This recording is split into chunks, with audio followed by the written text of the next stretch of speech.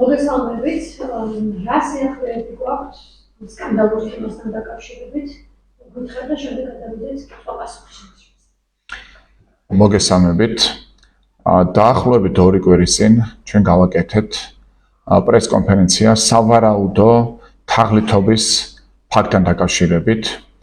ჩვენ ვისაუბრეთ იმ სავარაუდო დანაშაულებრივ ქმედებებთან დაკავშირებით, რომელიც განხორციელდა ბრიტანულ-ქართული აკადემიის მიმართ და კონკრეტულად აღნიშნული აკადემიის დამფუძნებლის 100%-იანი წელის მფლობელის ქალბატონი ნათია ჯანაშიას მიმართ, რომელსაც ფაქტობრივად წაართვეს აღნიშნული აკადემია და განხორციელდა არაერთი ქმედება, რომელიც შეიცავს სხვადასხვა სისხლის სამართლის დანაშაულის ნიშნებს. მე მინდა ვისაუბრო რა თქმა უნდა იმაზე, თუ როგორ მიდის გამოძიება, თუმცა პირველ რიგში მინდა საზოგადოებას შევახსენო, თუ რაში მდგომარეობდა ის დანაშაულებრივი ქმედებები, რომელიც ჩადენილი იქნა ნათია ჯანაშიას მიმართ. მოგეხსენებათ, რომ ქალბატონი ნათია გახდათ 100%-იანი წელის მფლობელი, მანამ სანამ 70%-იან წელს საბაზრო ღირებულებაზე ბევრად ნაკლებ ფასად შეიძენდა საქართველოს კაპიტალი, რომლის დირექტორიც არის ირაკლი გილაური. ნათია ჯანაშია დაარწმუნეს, რომ მიეყიდა 70%-იანი წილი ბევრად ნაკლებ ფასად, ვიდრე იყო მისი საბაზრო ღირებულება. აქ საუბარია დაახლოებით 25 მილიონი ლარის თანხაზე, ანუ 25 მილიონზე ნაკლებ ფასად მიყიდა ნათია ჯანაშიამ 70%-იანი წელი. რატომ გააკეთა ეს ნათია ჯანაშიამ? იმიტომ რომ ის დაარწმუნეს, მას დაპირდნენ, რომ განხორციელდებოდა არაერთი მნიშვნელოვანი ინვესტიცია, რომელიც მოუტანდა ძალიან დიდ სარგებელს ბრიტანულ-ქართულ აკადემიას. თუმცა კიდევ ერთხელ ვიმეორებ, რომ აღნიშნული დაპირებები არ შესრულდა და აღნიშნული დაპირებების შესრულებას არც აპირებდნენ. მათი მიზანი იყო მხოლოდ ის, რომ ქალბატონი ნათია დაერწმუნებინათ, რომ მიეღო აღნიშნული გადაწყვეტილება. კონკრეტულად ერთ-ერთი შეთანხმება იყო ის, რომ ტაბახმელაში არსებული მიწის ნაკვეთები, რომელსაც აქვს საკმაოდ სოლიდური ღირებულება, გადმოვიდოდა ბრიტანულ-ქართული აკადემიის კაპიტალში ნულოვანი ღირებულებით, თუმცა მათ ეს დაპირება არ შეასრულეს. უფრო მეტიც, მაშინ, როდესაც გადაწყვეტილი ჰქონდათ, რომ თაღლითურად დაუფლებოდნენ კონკრეტულ აკადემიას, მათ დაარწმუნეს ქალბატონი ნათია და რა გააკეთეს? გაამდიდრეს ფაქტობრივად აღნიშნული მიწის ნაკვეთი, კონკრეტულად დაიხარჯა 3 მილიონ ლარზე ბევრად მეტი თანხა, რომ მომზადებულიყო ტაბახმელას მიწების განაშენიანების რეგულირების გეგმის პროექტი დამტკიცებულიყო და ნამდვილად დამტკიცდა და ეს მოხდა ისე, რომ კიდევ ერთხელ ვიმეორებ, დაიხარჯა ბრიტანულ-ქართული აკადემიის თანხები აღნიშნულის გასაკეთებლად. რატომ უნდა გადაიხადა ბრიტანულ-ქართულ აკადემიას თანხა მაშინ, როდესაც ეს არ იყო მის საკუთრებაში და თურმე უნდა შეეძინა მოგვიანებით, როგორც შემდეგ შეცვალეს უკვე სტრატეგია. იმიტომ გადაიხადა ეს თანხა, რომ შეთანხმების თანახმად ნულოვანი ღირებულებით უნდა შემოსულიყო, თუმცა მათ ეს შეთანხმება არ შეასრულეს. ანუ ჩაიდინეს კიდევ ერთი თაღლითური ქმედება, სავარაუდო თაღლითობაზე მაქვს მე საუბარი, სიტყვა სავარაუდოს ვიყენებ, გამომდინარე იქედან, რომ ნებისმიერი ადამიანი სარგებლობს უდანაშაულობის პრესუმპციით. ასევე აკეთებენ ყველაფერს იმისათვის, რათა დარჩენილი 30%-იანი წილი წაართვან ქალბატონ ნათიას, ცდილობენ მის დისკრედიტაციას სხვადასხვა ბინძური ხერხებით და ფაქტობრივად ახდენენ აღნიშნული სკოლის ოკუპაციას. საქმე იმაშია, რომ აქეთ ედავებიან ქალბატონ ნათიას, აი ეს არის კიდევ ტრაგიკომიკური, რომ აქეთ ედავებიან ქალბატონ ნათიას, თითქოს მან რაღაც დანაშაული ჩაიდინა და ედავებიან კონკრეტულად იმასთან დაკავშირებით, თითქოს მას უნდა გადაეხადა მისი შვილების სწავლის თანხები და როგორ არ გადაიხადა და მიაჩნიათ, რომ ეს არის ამბობენ, რომ ეს არის დანაშაულებრივი ქმედება, რაც რა თქმა უნდა სრული აბსურდი არის. შეთანხმებაც იყო იმასთან დაკავშირებით, რომ ადამიანი, რომელმაც დააფუძნა ბრიტანულ-ქართული აკადემია, რომლის 100%-იანი წელის მფლობელიც იყო, რომელიც იყო მთავარი აქტორი აღნიშნული აკადემიის წარმატებაში, რა თქმა უნდა, შეთანხმება იყო იმასთან დაკავშირებით, რომ მის შვილებს უნდა ესწავლათ შეღავათიანი პირობები. დღეს კი ამბობენ, რომ თითქოს მათ თანხები არ გადაიხადეს, სწავლის საფასური არ გადაიხადეს და აქეთ ედავებიან და ამბობენ, რომ ეს არის თურმე სისხლის სამართლის დანაშაული. ანუ ადამიანები, რომლებმაც სავარაუდო თაღლითობის არაერთი ფაქტი ჩაიდინეს, აქეთ ედავებიან დაზარალებულს იმასთან დაკავშირებით, თითქოს მან ჩაიდინა სისხლის სამართლის დანაშაული და ითხოვენ მის დასჯას სისხლის სამართლებრივი წესით. რა თქმა უნდა, გამოძიება დაწყებული არის. ჩვენ შეტანილი გვაქვს საჩივარი, ჩვენ შეტანილი გვაქვს არაერთი განცხადება, სადაც ნათლად არის აღწერილი კონკრეტული დანაშაულებრივი ფაქტები. გამოძიება არის დაწყებული და საგამოძიებო მოქმედებები მიმდინარეობს. თუმცა მინდა განვაცხადო, რომ რამოდენიმე თვის განმავლობაში, მას შემდეგაც საჩივარი შევიდა, გამოძიებას არ იწყებდნენ. დღეს კი საგამოძიებო მოქმედებებით ჩვენ ბოლომდე ნამდვილად არ ვართ კმაყოფილი, ვინაიდან გამოძიება არ მიმდინარეობს იმ ტემპში, რა ტემპშიც უნდა მიდიოდეს. ჩვენი სურვილი არის და ჩვენი მოთხოვნაც არის საგამოძიებო ორგანოს მიმართ, რომ ჩატარდეს მყისიერი გამოძიება, ჩატარდეს ყველა საგამოძიებო მოქმედება, შესწავლილი იქნეს ყველა დეტალი იმ დანაშაულებრივ, იმ სავარაუდო დანაშაულებრივ ფაქტებთან დაკავშირებით, რომელსაც ჰქონდა ადგილი, ამოღებული იქნას დოკუმენტაცია, გამოკითხული იქნენ მოწმეები და აუცილებლად ჩვენი აზრით დადასტურდება ის, რომ ადგილი აქვს სისხლის სამართლის დანაშაულს და ძალიან მძიმე შემთხვევას, რომელმაც ძალიან აზარალა ქალბატონი ნათია.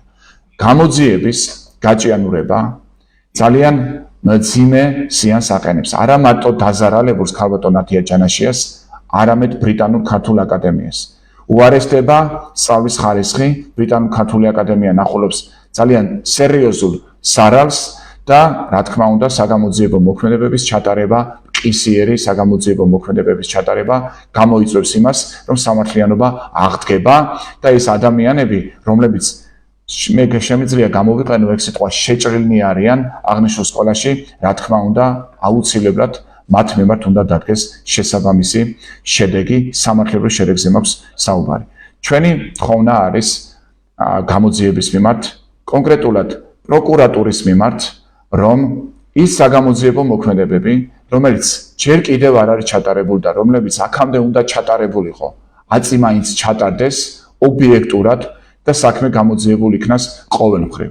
ის ფაქტები, რაზეც თავად დანაშაულის სავარაუდო ჩამდენი პირები მიუთითებენ, აღნიშნული ფაქტები, რა თქმა უნდა, არ დადასტურდება. ის ბრალდებები, რომლებსაც ისინი უყენებენ ქალბატონ ნათიას, რა თქმა უნდა, არ დადასტურდება. და მიმაჩნია, რომ თუ იმ ნაწილშიც სწორად ჩატარდება საგამოძიებო მოქმედებები, პროკურორიც, საქმის პროკურორიც, საქმის გამომძიებელიც ძალიან ნათლად დარწმუნდებიან იმაში, რომ ადგილი აქვს ტიპიურ ცრუ დასმენას, გამოძიებისთვის ცრუ ინფორმაციის მიწოდებას, რაც რა თქმა უნდა ასევე სისხლის სამართლის დანაშაულია.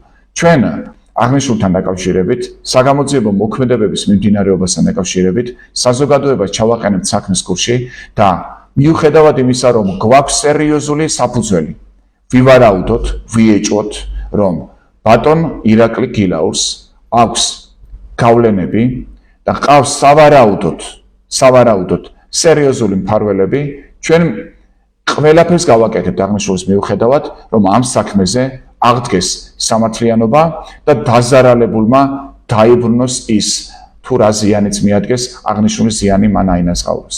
და ჩვენ გავაკეთებთ ყველაფერს, რათა გამოძიება მივიდეს ობიექტურ შედეგამდე და მივაწვდით გამოძიებას ყველა იმ დამატებით მტკიცებულებას, რომელიც სჭირდება საქმეზე ობიექტური ჭეშმარიტების დადგენას.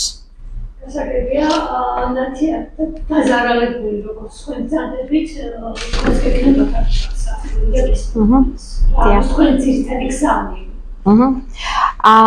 ირაკლი გილაურის მთავარი მიზანი კვლავ არის ბრიტანულ-ქართული აკადემიის სრულად მიტაცება და მაქსიმალური ფინანსური სარგებლის მიღება ბავშვების ინტერესების ხარჯზე. ამ მიზნის მისაღწევად ირაკლი გილაური და გიორგი კეთილაძე ცრუ დასმენაზეც კი წავიდნენ და ჩემ მიმართ გამოგონილი ბრალდებებით ეხლა ცდილობენ რომ ხელი შეუშალონ გამოძიების მიმდინარეობას. ირონიულია რომ ერთის მხრივ საქართველოს ბანკს განათლების მთავარ მხარდამჭერად მოაქვს თავი და მეორეს მხრივ საქართველოს კაპიტალი, რომლის საბაზრო კაპიტალიზაცია 3 მილიარდ დოლარზე მეტ შეადგენს, მე დავება იმაზე, რატომ ვასწავლი ბავშვებს უფასოდ ან შეღავათიან ფასად, ჩემ შვილებს და ასევე სხვა ბავშვებს ბრიტანულ-ქართულ აკადემიაში, სკოლაში, რომელიც მე შევქმენი, სკოლაში, რომლის წილიც მან თაღლითურად მიითვისა. საქართველოს კაპიტალთან თავიდანვე იყო შეთანხმებული, რომ ჩემი შვილები ჩემ საშენებელ სკოლაში უფასოდ გააგრძელებდნენ სწავლას. მათთვის ასევე ისიც იყო ცნობილი, რომ სკოლაში ათობით ბავშვი ფინანსური შეღავათით სარგებლობდა. თუმცა, მიუხედავად ამისა, გილაური და კეთილაძე დღეს უნამუსოდ იტყუებიან, ამბობდნენ, რომ მათ არ იცოდნენ ამის შესახებ და ახლა ცდილობენ ის ბავშვები, მათ შორის ჩემი შვილები, მათ შორის სხვა ბავშვები, რომლებსაც სწავლის საფასურით გადახდის შესაძლებლობა არ აქვთ, ამ შუა სასწავლო წელს სკოლის გარეშე დატოვონ. ჩვენი უფროსი შვილები ჩვენ უკვე გადავიყვანეთ სხვა სკოლაში, იქიდან გამომდინარე, რომ ბრიტანულ-ქართულ აკადემიას დღეს არ ყავს მმართველი, არ ყავს ლიდერი, რომელიც უხელმძღვანელებს აკადემიურ პროცესებს და შესაბამისად საგანგაშოდ არის გაუარესებული განათლების ხარისხი. გილაური ახლა ცდილობს ჩემს უმცროს შვილებზე და სხვა ბავშვებზე იძიოს შური, მხოლოდ იმიტომ, რომ მან ვერ შეძლო ბრიტანულ-ქართული აკადემიის ისე მარტივად მითვისება, როგორც სხვა ბიზნესები მიითვისა. ჩემი სკოლის მიტაცების მიზნით გილაური არ ერიდება უკანონო ქმედებებს, მათ შორის ცრუ დასმენას, დაშინებას, ჩემი და სხვა ბავშვების დისკრიმინაციას და მათზე ფსიქოლოგიურ ძალადობას.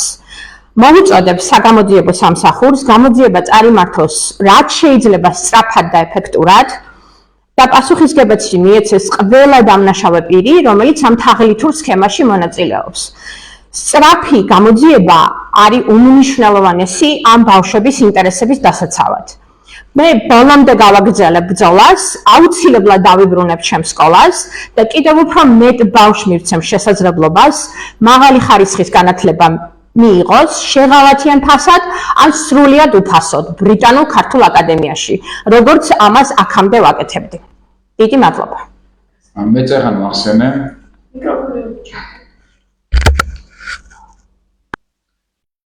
წერან ვახსენე ის გავლენები, რომელიც გააჩნიათ დანაშაულის სავარაუდო ჩამდენ პირებს, თუმცა ერთი რამ მინდა განვაცხადო სარსახად, რომ ვერანაირი გავლენები ვერ იქნება იმაზე ძლიერი, ვიდრე ქალბატონი ნათია ჯანაშიას სიმართლე. და ქალბატონი ნათიას სიმართლე იმდენად აშკარაა, რომ ნებისმიერი გავლენების მიუხედავად აღნიშნული სიმართლე იზეიმებს და ამ საქმეზე ჩვენი ბრძოლის შედეგად დადგება ის შედეგი, რომელზეც ჩვენ შეგვიძლია ვთქვათ, რომ სამართლიანობა მიზეიმა.